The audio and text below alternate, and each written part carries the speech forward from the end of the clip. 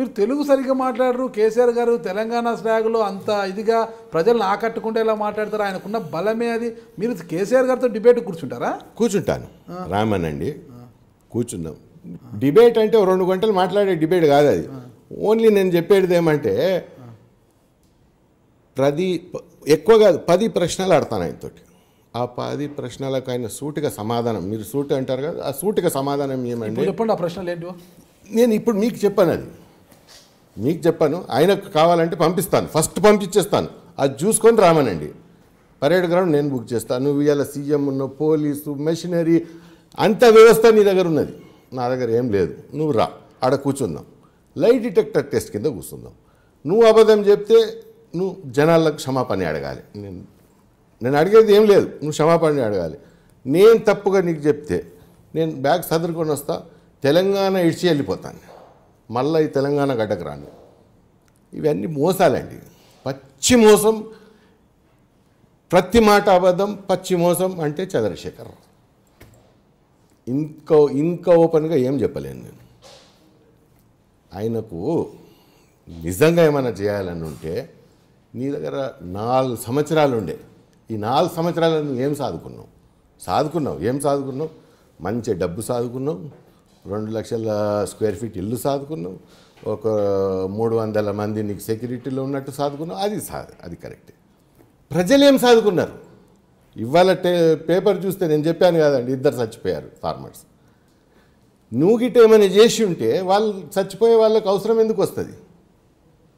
ఇప్పుడు నువ్వు గిట్ట ఏమైనా నిజంగా ఏమైనా అంటే ఒక చిన్న గోలి మాత్ర వేసుకుంటే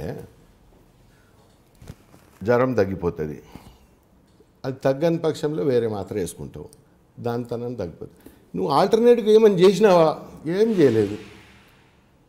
నువ్వు నీ స్వార్థం కోసం single agenda, single point programme మీద పోతే తెలంగాణ ఏడ బాగుపడుతుంది, బంగారు తెలంగాణ ఏడికెళ్ళి వస్తుంది? ఇప్పుడు ఒక చిన్న ఉదాహరణ మీరు తీసుకోండి,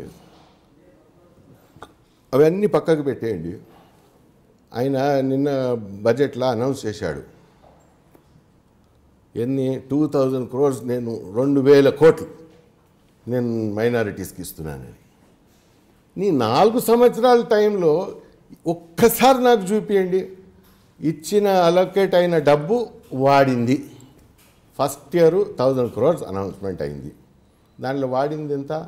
300 కోట్లు. సెకండ్ ఇయర్ అనౌన్స్మెంట్ అయింది, దాంట్లో 50% వాడలేదు.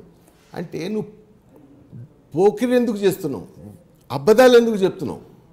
ఇప్పుడు తెలంగాణ అంటే ఇప్పుడు మేమేం చెప్తున్నాం, BLF as a BLF party మేము చెప్తున్నాం, అయ్యా తెలంగాణ పరిస్థితి ఇట్లా ఉన్నది, అందరం కష్టపడదాం, అందరం ఒక జీల్తోటి పోయి ఏదో ఒక కష్టపడి దాన్ని ఒక స్థాయికి తీసుకొస్తాం. రాత్రి మనము అది చేసేద్దాం, ధూమ్ధామ్ చేసేద్దాం అంటే అది చీటింగ్ తప్ప ఏముండదు. ఇప్పుడు వచ్చే ముందు మోదీ గారు ఏమన్నారు, అరే నేను రాగానే మినిమం ఇట్లా అది కూడా ఆలోచించుకొని అట్లా క్యాల్కులేషన్ వేసినట్టు వేసుకొని 15 లక్షలు ఎవ్రీ ఇండివిజువల్కి వచ్చేస్తాయమ్మా అన్నాడు. ఆ ఆశతోటి పోయి పాపం వాళ్ళు 200, 300, 400, 500 ఏదో వేసి అకౌంట్లో ఓపెన్ చేశారు. ఆ ఉన్న 400 కూడా పాయ కానీ 15 లక్షల్లో 15 రూపాయలు రాకపోయి. అంటే ఇవన్నీ మోసాల మీద రాజకీయాలు చేయొద్దు. సేవ చేసేటోడు మోసం చేయొద్దని నా ఉద్దేశం.